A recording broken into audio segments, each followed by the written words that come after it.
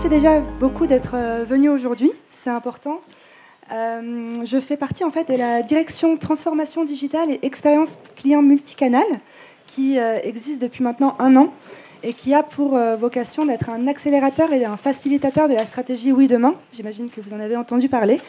L'un des enjeux en fait pour cette direction, c'est de diffuser et d'enseigner la culture de l'innovation et du digital auprès des collaborateurs pour les sensibiliser et les stimuler autour de ces enjeux-là. Donc aujourd'hui, c'est un sujet donc, autour de l'innovation. Beaucoup de monde aujourd'hui entend parler d'innovation, mais personne ne sait vraiment ce que ça veut dire. On se demande un peu de quel sujet on parle. Donc je vais avoir le plaisir d'accueillir Nicolas Beretti, fondateur du studio d'innovation BrainSWAT, qui est aussi cofondateur d'une plateforme de financement participatif et qui a écrit 2 livres autour de ces sujets d'innovation. Donc je vous prie de l'accueillir avec vos applaudissements, s'il vous plaît. Merci. Merci.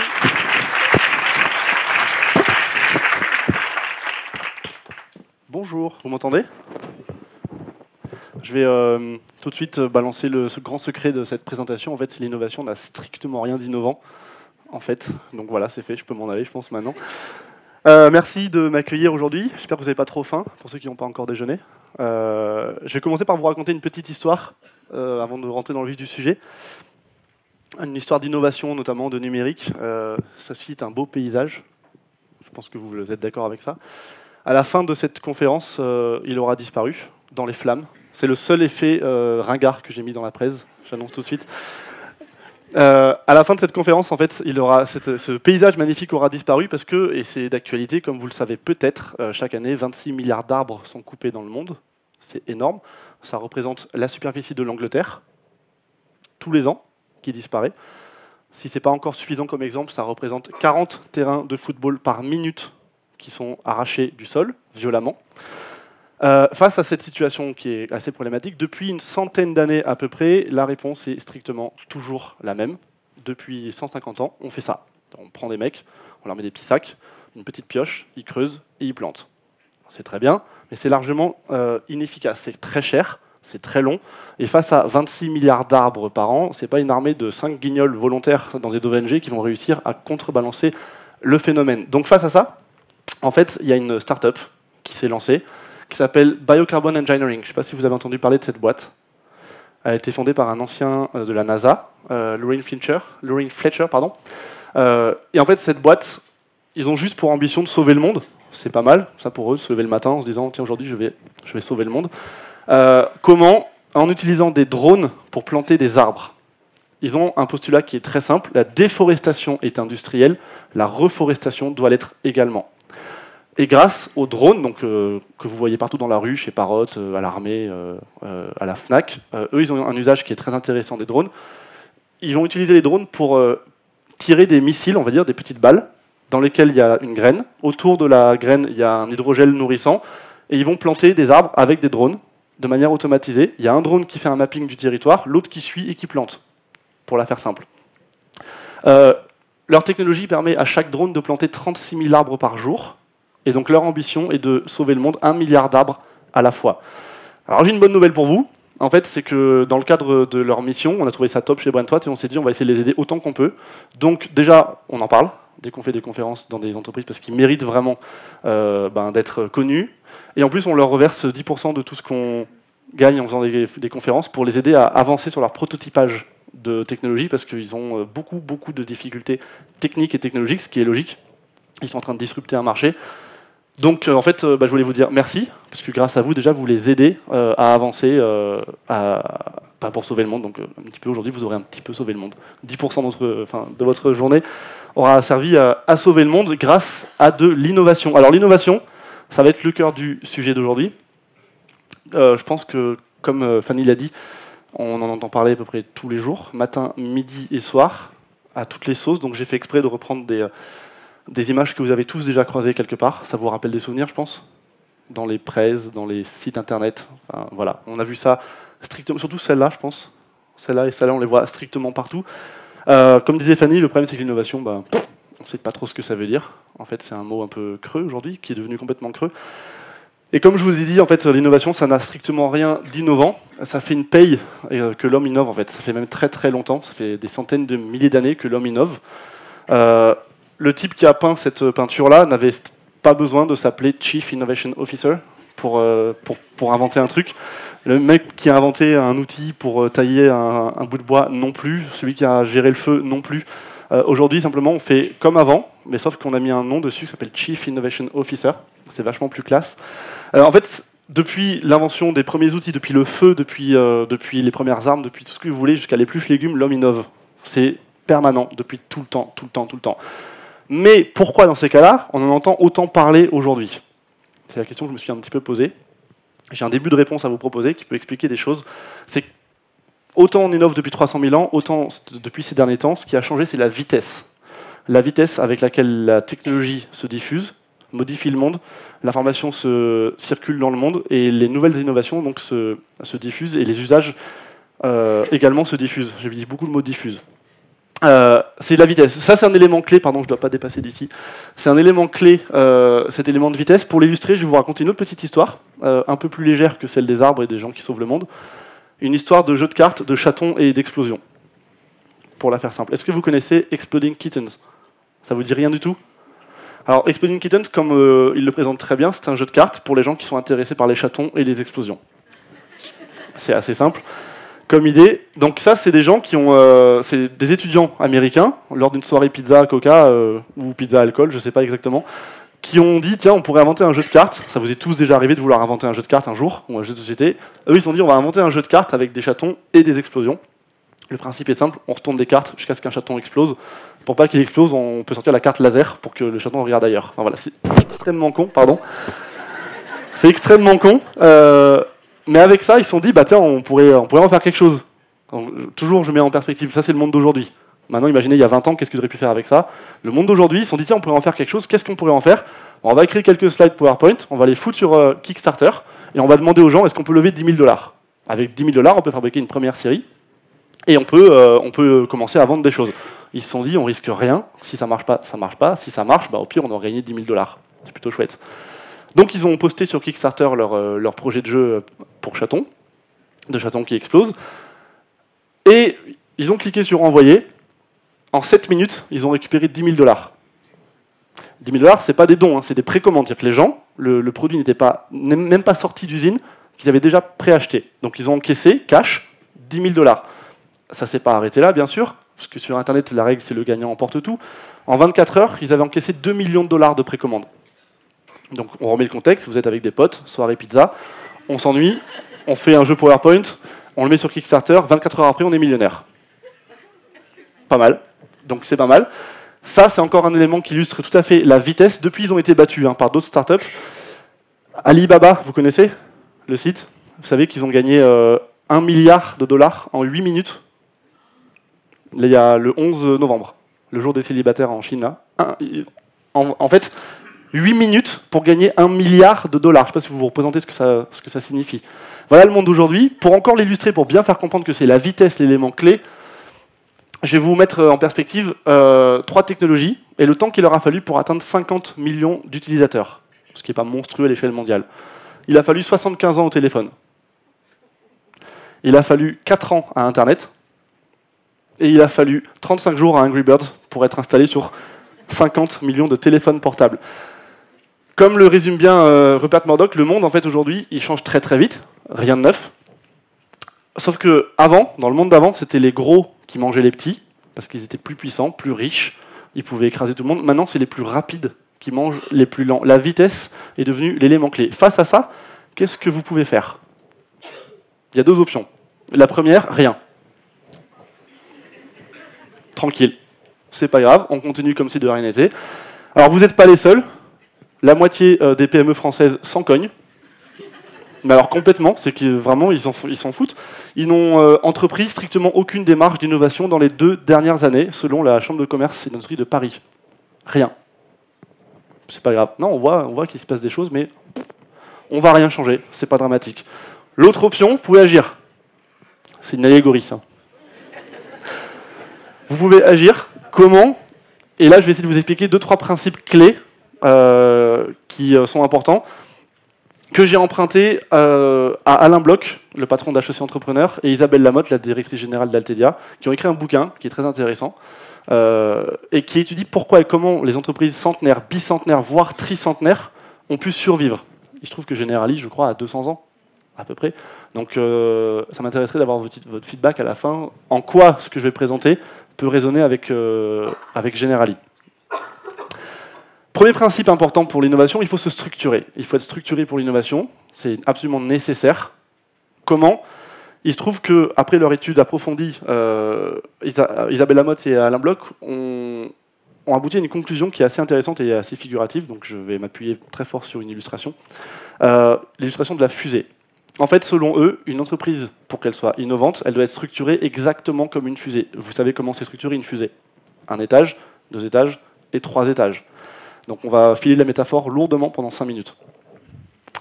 En fait, ils expliquent qu'une entreprise structurée pour l'innovation a un premier étage, qu'on appelle le core business, qui représente 80% du chiffre d'affaires, donc c'est la vache à lait, c'est la machine à cash de l'entreprise, et seulement 20% de la croissance. Mais ce premier étage, il est absolument indispensable, parce que c'est lui qui porte les 2 autres étages. Donc sans le premier étage, il n'y a pas de deuxième étage, et il n'y a pas de troisième étage. Donc c'est le core business. Pour Generali, je crois que c'est assez simple à trouver. Ensuite, il y a un deuxième étage, c'est le new business. Le new business, lui, il génère que 15% du chiffre d'affaires. En revanche, il est à l'origine de 60% de la croissance de l'entreprise. Il est donc fondamental. Surtout, il a une position d'intermédiaire entre le premier étage et le troisième étage. C'est lui qui va transformer des innovations en business, et donc en espèces sonnantes et trébuchantes, qui, une fois transformées, 1 fois, 2 fois, 3 fois, 4 fois, vont tomber dans l'étage du bas et devenir du core business. Et donc alimenter la machine, et donc générer du chiffre d'affaires. Ce new business, il est à l'interface entre donc, le core business et le troisième étage, qu'on appelle communément le lab. Vous en avez croisé absolument partout. Chacun a un lab. Pour illustrer la proportion de moyens que ça représente, notamment chez Accenture. Accenture, là, c'est 125 personnes dans le lab, sur 240 000 collaborateurs, à peu près. Donc c'est vraiment une élite. Vraiment une élite. Mais ils ont pour mission, eux, de bosser de manière complètement déconnectée du marché, des contraintes du marché traditionnel. Ils représentent une micro-partie du chiffre d'affaires. Quand ils vendent, c'est limite anecdotique, c'est un accident, s'ils ont vendu quelque chose. Et ils représentent un petit peu de la croissance, pas énorme. Mais leur job n'est pas de propulser la machine, leur job est d'être propulsé dans la stratosphère, puis dans l'espace, pour inventer les marchés d'après-demain. Donc si on file la métaphore, on a le marché d'aujourd'hui, le marché de demain et le marché d'après-demain.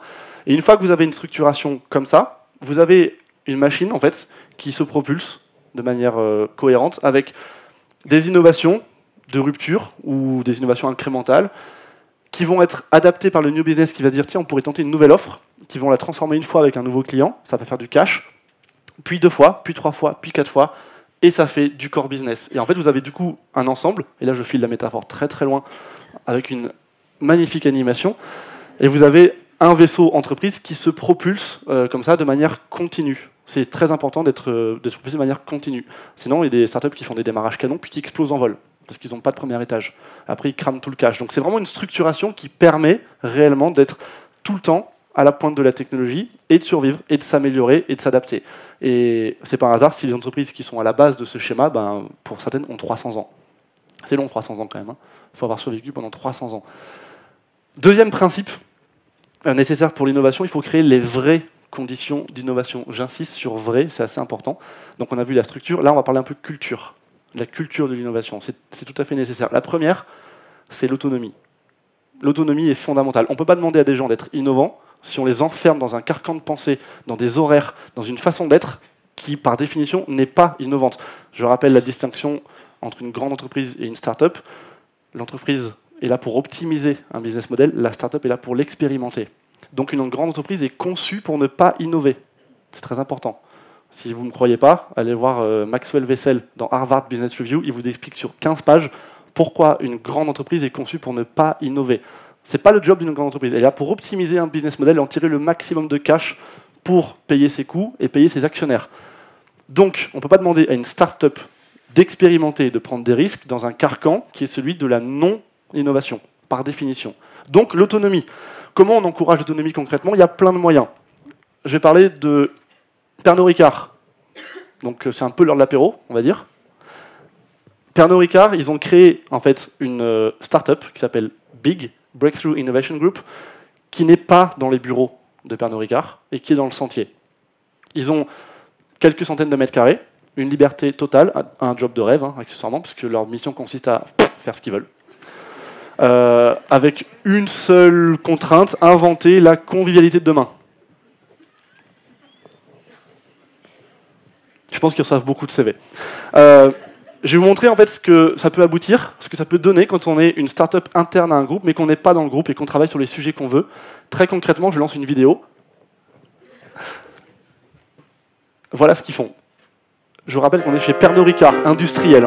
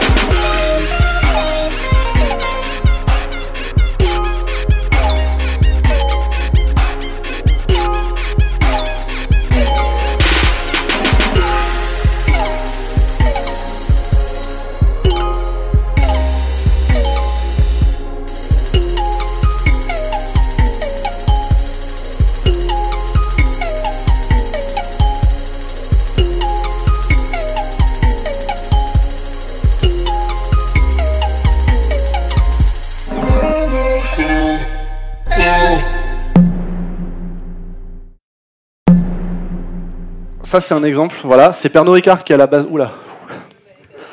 C'est Pernod Ricard qui est à la base de ça. On a l'impression d'être dans les studios de Apple éventuellement, pas du tout dans une boîte qui fait des bouteilles d'alcool. Il y a plein de choses intéressantes dans cette vidéo. On pourrait passer 1 heure à l'analyser. Je vais dire en 2 secondes du coup qu'est-ce qui est intéressant. Ils ont prototypé des choses. Vous l'avez vu, faire avec des cartons, faire des dessins. Ils ont prototypé. Ils ont expérimenté. Donc la vidéo qu'on vient de voir, c'est une user story. En fait, comment ça marche si le produit était réellement sur le marché. Ça fait plutôt rêver. Ils ont connecté le monde réel de l'alcool avec le monde digital. On peut commander hyper facilement du coup un espèce de livre rempli d'alcool. Donc je pense qu'avec ça, on est tout le temps bourré à l'apéro. Mais ça, c'est un bon moyen de doper les ventes. Et surtout, ça répond très bien à leur mission qui est d'inventer la convivialité de demain. Avec ça, on peut faire du cocktail à la maison, on peut inventer, on peut amener un truc, on peut mixer des trucs. C'est une façon d'inventer du coup la convivialité de demain, et c'est un excellent moyen pour Pernod Ricard d'investir d'autres secteurs que la traditionnelle bouteille d'alcool et de commencer à vendre d'autres choses. Ça ne se vendra pas 15 €, ça. C'est évident. Donc ils vont marger sur l'expédition, le service, la mise à jour, le logiciel, le produit, tout. Et c'est une nouvelle façon de créer de la valeur pour eux. Ce qui est intéressant aussi, c'est donc, je l'ai dit, sur le côté prototypage, expérimentation. Ça, c'est le deuxième point très important dans la culture de l'innovation, c'est l'échec. Il faut savoir accepter l'échec. On n'aime pas beaucoup ça en France, d'ailleurs les gens n'aiment pas l'échec en général. Pourtant, l'échec est une partie constituante de l'innovation. On ne réussit jamais du premier coup. Ça, c'est dans les livres. C'est impossible. Il faut savoir se planter. On ne peut pas demander à quelqu'un d'être innovant, et on lui dit « Tiens, tu es à l'innovation, il faut que tu innoves. » Par contre, tu n'as juste pas le droit de te planter, sinon tu es viré. C'est impossible. On n'a pas appris à marcher du premier coup. D'abord, on s'est vautré, on s'est ramassé les genoux, on a eu l'air bien débile, mais ensuite on a réussi à marcher, puis à courir. C'est pareil pour l'innovation, on ne peut pas inventer du premier coup. J'ai mis une vidéo pour illustrer ce propos-là. C'est les tentatives d'atterrissage de la fusée Falcon de notre ami Elon Musk. Tesla, PayPal, SpaceX, SolarCity. Il avait prototypé 4 échecs à coût de centaines de millions de dollars. Celui-là, il va coûter cher aussi. Boum. Raté. Donc là, on est Elon Musk, on vient de claquer 200-300 millions de dollars, juste là maintenant. Il faut le prendre avec sérénité, c'est normal. Il avait prototypé, est budgété de se vautrer 4 fois d'affilée. Il avait dit au bout de 4 fois, si on n'a pas réussi, on arrête. Mais en revanche, ça veut dire qu'on a le droit de se tromper 4 fois, ce qui est pas mal. C'est pas souvent le cas en entreprise qu'on a le droit de se tromper. C'est même très rarement le cas. Donc, j'ai pris Elon Musk comme exemple parce que, accessoirement, avec SpaceX, je ne sais pas si vous connaissez l'histoire, une fois qu'il a réussi son premier lancement en orbite, la NASA lui a signé directement un bon de commande d'1,5 milliard. Directement. D'abord, il s'est vautré, et ensuite, il a remporté un contrat, il a remporté un marché. Aujourd'hui, il est accessoirement à la tête de SpaceX, SolarCity, Tesla, Hyperloop, etc. Bon, c'est un monsieur qui est un petit peu énervant. Il est américain, je pense que ce n'est pas un hasard s'il est américain, et que nous, on n'a pas de SpaceX, parce qu'en Angleterre, ou aux États-Unis, pour dire prendre un risque, eux, ils disent take a chance. Et on est fondamentalement plus pessimiste. On n'aime pas, on est cartésien, on veut tout contrôler, on n'aime pas prendre un risque. Donc c'est très important, c'est pour ça que j'insiste bien sur la notion d'échec. C'est très important d'accepter, quand on innove, de se vautrer. C'est juste normal. On apprend énormément de choses quand on fait une erreur. Une fois qu'on a appris, on corrige, c'est ce qu'on appelle le feedback, on fait une itération et on améliore. Mais donc c'est très important pour les managers qui sont dans la salle, si vous demandez à quelqu'un d'être innovant, autorisez-le à échouer. Pas de manière infinie, hein, mais autorisez-le à échouer. Troisième principe, la frugalité. Jugad veut dire frugal. Est-ce que vous avez entendu parler de ce bouquin de Navi Raju, Jugad Innovation? Navi Raju, c'est donc le monsieur qui a, on va dire, institutionnalisé la question de la frugalité. C'est un concept très intéressant, la frugalité, puisque c'est à peu près une contrainte pour les 3/4 des gens, des habitants de cette planète. Ils n'ont pas les moyens. Nous, on est des gens privilégiés, on a les moyens d'innover, on a des conférences, on a des salles, on a des labs, on a des bureaux, on a des trucs, il y en a qui sont juste rien, et ils doivent inventer quand même des choses. Donc Jugad, c'est une façon d'inventer qui est basée sur la frugalité. Et en fait, l'idée qui est derrière ça, c'est de vous dire qu'il n'y a pas besoin de gros moyens pour être innovant. Il n'y a absolument pas besoin de gros moyens. Si on vous demande d'être innovant et que vous dites « Ouais, mais attends, j'ai pas un laboratoire, j'ai pas d'imprimante 3D, j'ai pas un designer, on s'en fout. Il y a toujours des moyens d'innover quand même, d'être astucieux. La frugalité, c'est l'astuce. C'est un exemple, hein, ça, d'astuce. Hein. Votre horloge est cassée sur le mur. On peut la racheter. Ou quand on n'a pas de moyens, on peut simplement se servir du mur pour marquer sur le mur l'heure qu'il est, et l'horloge fonctionnera très bien. Donc en fait, ne pas avoir de budget de R&D, c'est pas dramatique. On peut survivre. Je vais vous donner un exemple qui s'est passé rue de Londres, à Paris. Il n'y a pas très longtemps de ça. À l'occasion d'une soirée pizza encore. Je pense qu'il faut faire plus de soirées pizza. Les ingénieurs de chez Google, ils sont en train de se dire, mais Facebook vient de racheter Oculus Rift 2 milliards de dollars. Les Oculus Rift, c'est les lunettes 3D. Vous avez vu ça déjà? Vous avez testé? C'est rigolo. Accessoirement, ils ont quand même fait un chèque de 2 milliards pour racheter la... C'est pas très frugal, hein, comme truc. Et donc, chez Google, ils se sont dit, mais nous, on n'a pas ça. On n'a pas de lunettes 3D, comment on fait? Et ils ont commencé à délirer et se dire, on va s'en faire, nous aussi, des Oculus Rift à 2 milliards, mais on va les faire à 2 dollars. Ils ont pris les cartons des boîtes de pizza, ils ont découpé un support à lunettes, et ils se sont dit, mais si on met un support à lunettes et qu'on met un téléphone dedans, et qu'on divise l'écran en deux, avec une app, toute simple, on peut recréer du 3D. Et ils ont créé comme ça les Google Cardboard. C'était une blague au départ, ils en ont vendu entre 500 000 et 1 million de paires. Entre 5 et 10 euros. Ça fait un chiffre d'affaires additionnel cadeau, à la base d'une idée lors d'une soirée pizza, qui est pas mal. Il y a beaucoup de startups qui rêveraient de pouvoir faire ça. Ça, c'est un exemple. Pas de moyens, juste des cartons à pizza, du scotch et des ciseaux. Et on est pourtant chez Google. Ils ont inventé un truc qui cartonne, sans faire de mauvais jeu de mots. Je n'ai pas fait exprès celui-là. Troisième principe, c'est le même principe, mais c'est trois éléments importants de ce principe de frugalité. Il faut être économe en moyens, comme les startups. Pourquoi les startups innovent? Parce qu'elles n'ont pas le choix. Pourquoi les grands groupes se plantent? Parce que c'est pas grave. Au pire, vous aurez votre job. Au pire, on va survivre. Et on le sait qu'au fond de nous, on a toujours... on pourra s'en remettre parce qu'on a une inertie énorme, on a un poids énorme. Une start-up, tous les matins, elle se dit on va crever. Les mecs, on va crever. On va crever. On va crever. Ça rend très créatif. Rappelez-vous vos années étudiantes. Vous aviez un mémoire ou un truc à faire. On faisait rien, on procrastine. Et à 24 heures du rendu, c'est la merde. Et bizarrement, vous vous en sortez. Pourquoi? Parce que vous n'avez pas le choix. C'est exactement pareil dans une start-up. Ils n'ont pas le choix, donc ils y arrivent. Ils trouvent des moyens incroyables. Ils se bougent vraiment, ils trouvent des moyens incroyables. Donc soyez économe en moyens, ça vous rendra excessivement astucieux. Soyez économe en hommes. Une start-up ne peut pas commencer à dire alors on va monter un lab avec 5000 personnes. Ça, c'est les grands groupes qui peuvent se permettre. En vrai, ça ne marche pas. Donc très peu de gens, mais les meilleurs. Si vous montez une cellule d'innovation, prenez les meilleurs. même s'il faut aller chercher en dehors de l'entreprise. C'est pas parce que Janine de la compta, ça fait 20 ans qu'elle est là et qu'il faut la remercier, qu'elle est automatiquement légitime dans la partie innovation. Elle est peut-être très bien à la compta, mais au département innovation, il faut des gens, même s'ils sont extérieurs, j'ai rien contre la compta, hein, c'est indispensable. Même s'ils sont extérieurs à l'entreprise, il faut aller chercher les meilleurs, des gens qui pensent comme ça, qui pensent start-up. Et enfin, soyez économe en temps. Je viens d'en parler à l'instant, mais dans une grande entreprise, l'espace-temps n'est pas le même que dans une start-up. Je sais de quoi je parle. Quand on envoie une facture à une grande entreprise, on est payé 8 mois après. Dans une start-up, chaque matin, on se demande comment on va faire pour s'en sortir. C'est pas le même espace-temps. Dans une grosse boîte, c'est pas grave. Il y a le temps. Un projet s'étale sur 10 ans, c'est pas dramatique. Il se trouve qu'il y a une loi qui concerne l'ensemble des humains. On est tous victimes de cette loi. Je peux vous l'apprendre parce que ça peut vous permettre de lutter contre la procrastination, tant qu'à faire. La loi de Parkinson, ça vous parle? Méditez bien cette phrase. Une tâche grossit en importance et en complexité perçue à la mesure du temps alloué à sa réalisation.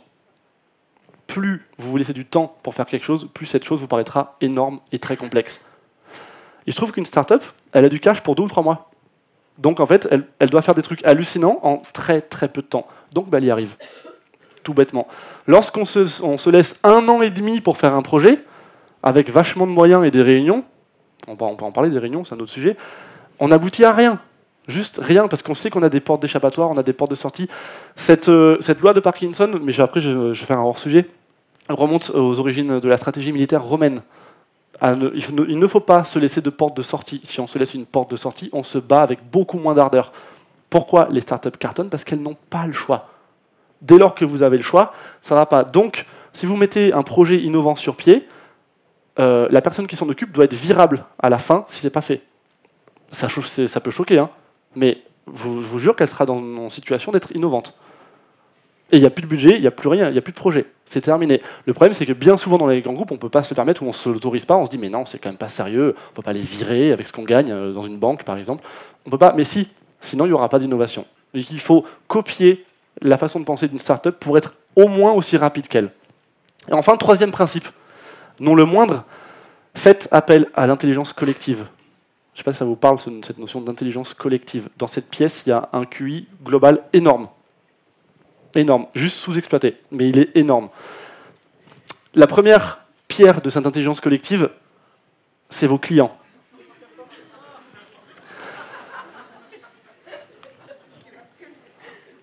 Ben lui, avec sa tronche, et ses commentaires négatifs, et ses coups de fil répétés et haineux, lui est une énorme source d'innovation, parce qu'à chaque fois qu'il vous appelle pour dire « j'aime pas comment ça marche », ou râler parce qu'un truc ne marche pas, il vous donne une très bonne idée d'amélioration et d'optimisation. C'est la première source d'innovation. Je crois que chez Generali, il y a même quelque chose en place de ce côté-là, le Net Promoter Score. J'ai bien appris. Qui vous permet effectivement de faire remonter du feedback pour tout de suite faire une itération et améliorer. C'est le principe de base d'une startup. On lance une V1, on regarde ce qui ne marche pas, on améliore, on fait une V2, et puis une V3, puis une V4. Et souvent, dans les grands groupes, c'est la culture inverse. On passe 1 an et demi à faire de la R&D, on sort le machin, tout le monde s'en fout. C'est dommage. 2e principe de cette intelligence collective, la co-création. Est-ce que ça vous parle?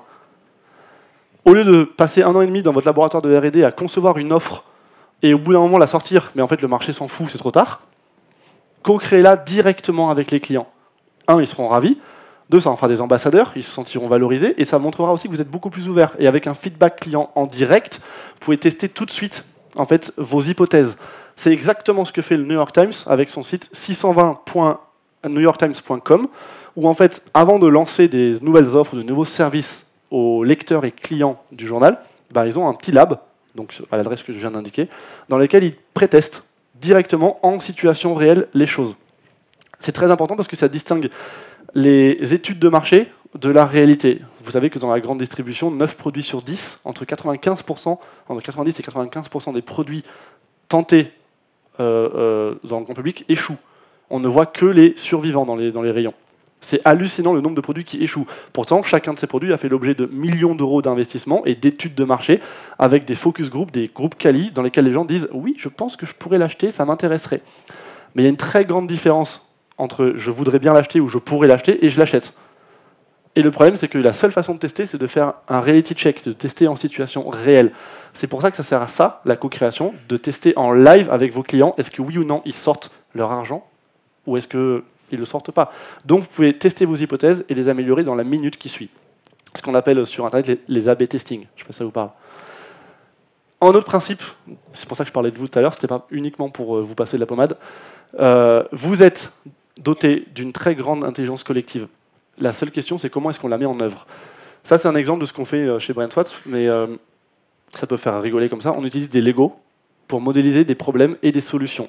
C'est excessivement sérieux. On a fait ça avec des grandes boîtes, avec des comités de direction, avec des startups technologiques. Là, en l'occurrence, c'est une startup technologique. On réunit l'ensemble de l'équipe, PDG, chercheurs, des scientifiques, la compta, le commerciaux. On réunit tout le monde, parce que tout le monde a un truc à dire, tout le monde a une pierre à l'édifice à apporter, un bloc, on va dire une brique, pour filer la métaphore Lego.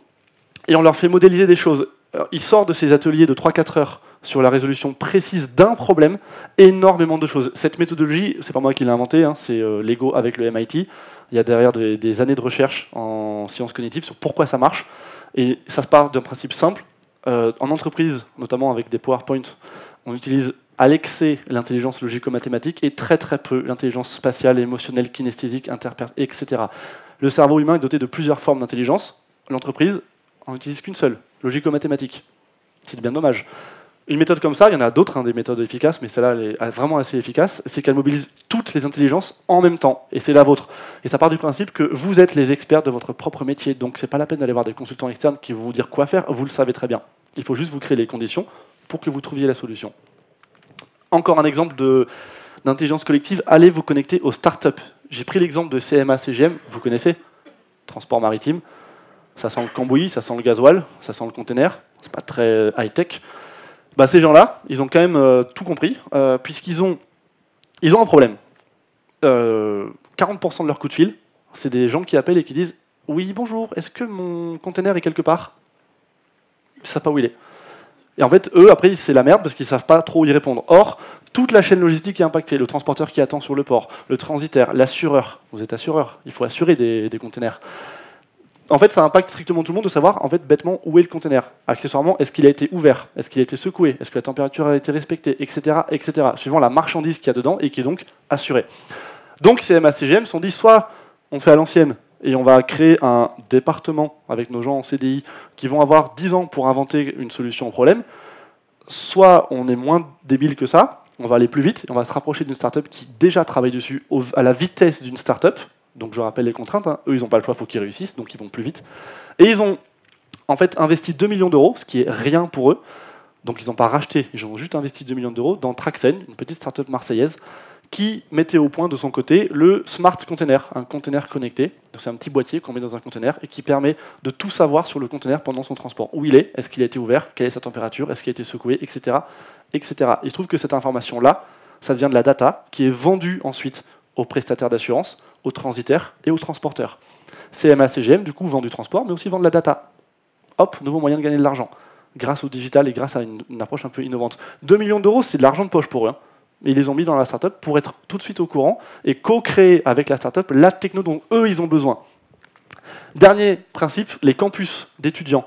J'ai mis cet exemple-là, c'est IDEO, une référence américaine de l'innovation, qui a mis au point un petit programme pour aider Motorola en fait, à inventer les produits de demain.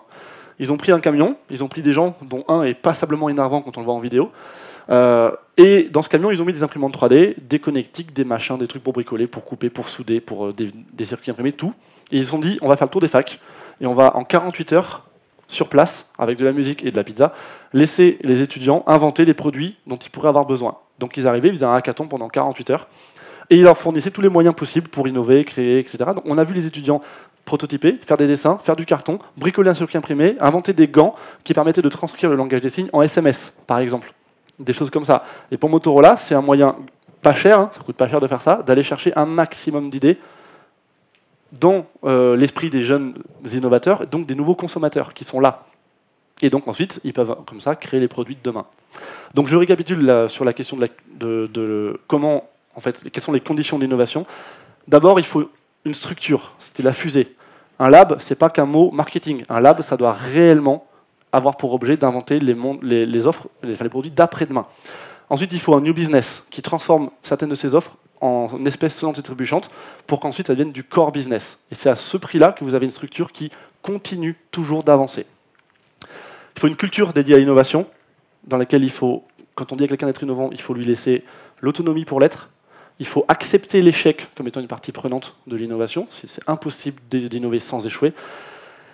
Et enfin, il faut s'ouvrir à l'intelligence collective. Ça, c'est indispensable. Il manque un ingrédient essentiel à tout ça. Lequel ?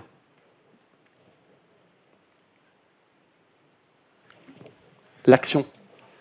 C'est bien de faire des plans marketing, c'est bien de faire des PowerPoint et de marquer tout ça sur des grands principes. Ensuite, il faut le faire. Il faut juste le faire. Il faut se lancer. Là, je vais citer Goethe. Ça fait toujours bien de citer Goethe. Goethe disait « L'action porte en elle la grâce, le pouvoir et la magie ». Donc, quelle que soit l'échelle à laquelle vous voulez entreprendre une démarche innovante, dans votre département, dans votre fonction, dans votre bureau, même votre poste de travail, vous pouvez dédier l'après-midi du vendredi à l'innovation. C'est ça votre lab. Ça peut être 20% de votre temps, comme chez Google. 20% de votre temps est dédié à l'innovation. Ça peut être ça un lab, tout simplement. Mais ça va être structuré, le faire pour de vrai, passer à l'action pour de vrai, agir, tout simplement. Alors du coup, quelques exemples justement de la transformation digitale, de ce que c'est que l'innovation aujourd'hui, avec une devinette. Qu'est-ce que c'est que ça? Et qui fabrique ça?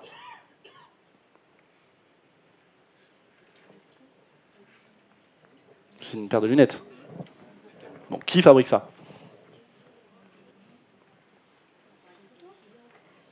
Essilor? Non.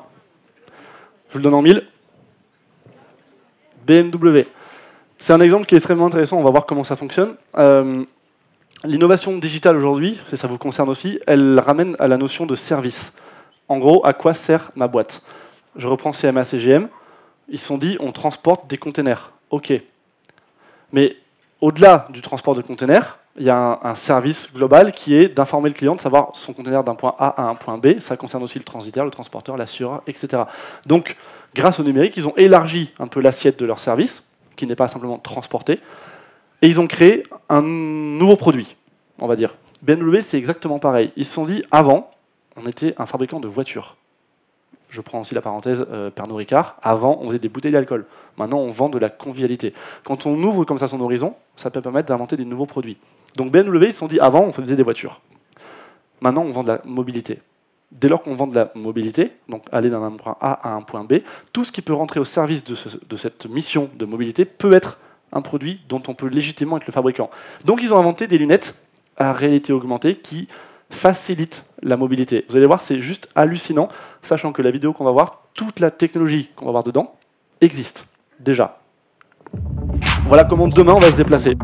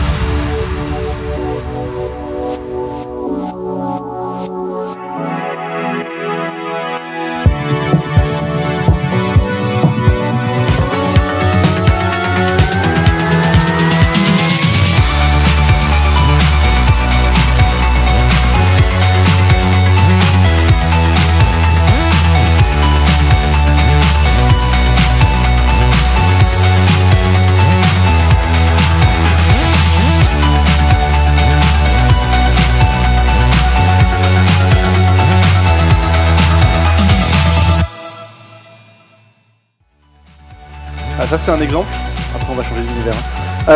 Ça c'est un exemple, toute la technologie que vous avez vue existe déjà, donc il y a des caméras sur le bord des voitures qui filment sur les extérieurs, et quand la voiture détecte que les lunettes sont retournées en arrière, elle affiche sur les lunettes la vue de l'extérieur, et donc on voit à travers la voiture. Tout ça, ça existe déjà. La localisation, je ne sais pas si vous avez vu, il a regardé au départ une affiche sur le mur, il y avait marqué « Sorry, sold out ». Donc en fait, il est connecté à Google, il sait déjà si on peut acheter des places ou pas. Tout ça, ça existe aujourd'hui. Donc si ça rend service au conducteur de la voiture, BMW est parfaitement légitime pour le produire. Donc demain, on aura des trucs comme ça sur les yeux. C'est évident. On change d'univers, on va partir chez Mémé. Pardon. Alors, c'est encore une devinette, hein, donc là je vais vous donner des indices. Sachant que, selon un sondage IFOP, OpinionWay, 88% des Français donc, considèrent que les objets connectés peuvent permettre l'intervention rapide de personnes de confiance auprès de personnes isolées. Ceci étant l'allégorie d'une personne isolée. Sachant aussi que 85% pensent que les objets connectés peuvent même faciliter le maintien à domicile des personnes âgées ou dépendantes. Mais, il y a un mais, considérant aussi, les Français sont toujours chiants, que 75% des Français pensent que la sécurité des données personnelles est un frein à l'usage des objets connectés. Donc d'un côté c'est génial, mais de l'autre, oui, mais c'est chiant. Et que 64% des Français en plus perçoivent la multiplication des objets connectés, des applications, comme un frein à l'achat de ces objets. Donc on a une opportunité, on a un frein. Donc là-dedans, il y a une opportunité pour qui, selon vous? Une boîte que tout le monde connaît. La Poste. Je vais vous annoncer un truc hallucinant, La Poste innove. Et beaucoup plus que ce qu'on veut croire. C'est une boîte qui est très ancienne, qui a un très gros passif et qui innove incroyablement. Ils ont inventé un truc qui s'appelle le hub numérique. Croyez-moi ou non, ce hub numérique les a amenés au CES à Las Vegas. La Poste, au CES à Las Vegas. Le monde change vite. C'est hallucinant. La Poste. Enfin, je pense à tous les sketchs des Inconnus ou autres sur La Poste. Ils étaient au CES à Las Vegas. Et en fait, cette année, ils y sont encore, avec encore plus de stands et de mètres carrés. Et ce qu'ils vont annoncer comme bouleversement est hallucinant. En fait, ils veulent identifier tout simplement comme le hub numérique de confiance pour tous les Français. Le mot confiance, ça vient du fait que les Français sont OK pour les objets connectés, mais ne sont pas OK de déléguer leurs données à des gens inconnus ou des startups inconnues. Il se trouve que La Poste, ça fait 300 ans que ça existe, les gens ont confiance dans La Poste. La Poste, ils sont gentils. Donc on est d'accord pour leur filer notre donnée. Et donc, les Français et La Poste se sont dit, mais puisque les Français ont confiance en nous, on peut en faire quelque chose. Et donc, ils se sont dit, puisque plus personne n'envoie de lettres, on va devenir l'intermédiaire de confiance pour tout ce qui concerne le numérique. Et donc, on va devenir le hub numérique. C'est-à-dire la plateforme de gestion à distance de tous les objets connectés des Français. Comment ça marche? Encore une petite vidéo, pardon. Ce hub numérique de La Poste, c'est le poste de pilotage de tous vos objets connectés. C'est le moyen de connecter des services numériques, des services physiques, notre facteur, le domicile. Le premier domaine dans lequel nous y voyons des applications, c'est bien sûr tout ce qui équipe, de près ou de loin, tous les objets connectés qu'on utilise et tous les domaines qui vont tourner autour de l'habitat. Et puis petit à petit, celui de la logistique de proximité, la livraison de proximité, et puis pourquoi pas des choses autour de la ville, la gestion de la ville, l'optimisation de la ville. Alors pourquoi La Poste dans ces univers-là? Parce que la confiance, le domicile, le soi, la proximité, l'intimité, ça, c'est notre métier. C'est quand on voit ça qu'on se dit que le monde change vite. Hein. La Poste est en train de parler de Smart City, d'optimisation de la ville. C'est hallucinant. Pour être encore plus concret, je vais vous redonner un exemple avec La Poste. J'insiste sur La Poste parce que c'est un très bon exemple d'une boîte qui est très ancienne et qui a un énorme, on va dire, handicap. Des postiers partout, des bureaux partout, du foncier strictement monstrueux, à l'heure où plus personne n'écrit de lettres. Donc imaginez, vous êtes dirigeant de La Poste, vous voyez que les emails explosent depuis des années, et que les gens n'envoient plus de lettres, mais vous avez sur les bras un service public avec des centaines de milliers d'employés qui ne servent plus à rien, enfin qui potentiellement peuvent ne plus servir à rien. Qu'est-ce que vous faites? Soit on panique, soit on agit. Eux, ils ont décidé d'agir et d'investir le numérique, mais alors vraiment méchamment. Du coup, on part de cette entreprise-là, qui était à l'époque les PTT, qui distribuaient du courrier. Aujourd'hui, donc plus personne n'écrit. Et on arrive à La Poste aujourd'hui, qui ont développé Factéo. Ça vous parle? Factéo, c'est assez dingue, je vais vous donner un exemple très concret. C'est, on part d'un usage, on prend un smartphone, on le file à un facteur, et partant d'un smartphone équipé, qui équipe tous les facteurs, on peut inventer un maximum de nouveaux services, et donc générer du business. Lesquels? Un exemple très bête. On reprend Mémé, qu'on a vu tout à l'heure. Mémé est chez elle. Mémé est une personne âgée dépendante, donc elle peut avoir une hanche qui peut parfois un peu vaciller, ou un truc comme ça. Donc les enfants sont inquiets, ils ont abonné Mémé à un service de la Poste, Factéo, qui pourrait être par exemple Watching Mémé, ou je ne sais pas, enfin, on pourrait trouver un nom. Un service très simple, les volets roulants de Mémé sont connectés au téléphone portable du facteur. Et programmés, Mémé se lève tôt, programmé pour en fait, envoyer un signal au facteur si à 10 heures, les volets n'ont pas été ouverts par Mémé. À ce moment-là, comme le facteur il est à côté, il peut faire un crochet, aller sonner chez Mémé et voir si tout va bien. Et si tout va bien, il peut intervenir. Et ça, c'est un abonnement peut-être 5 € par mois, 10 € par mois, fois X millions de personnes.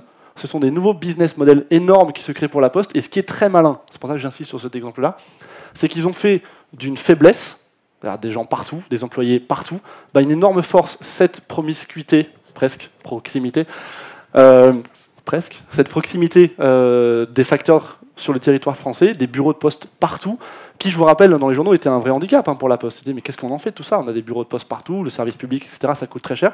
Comment on transforme ça en opportunité? En inventant des nouveaux services, en innovant.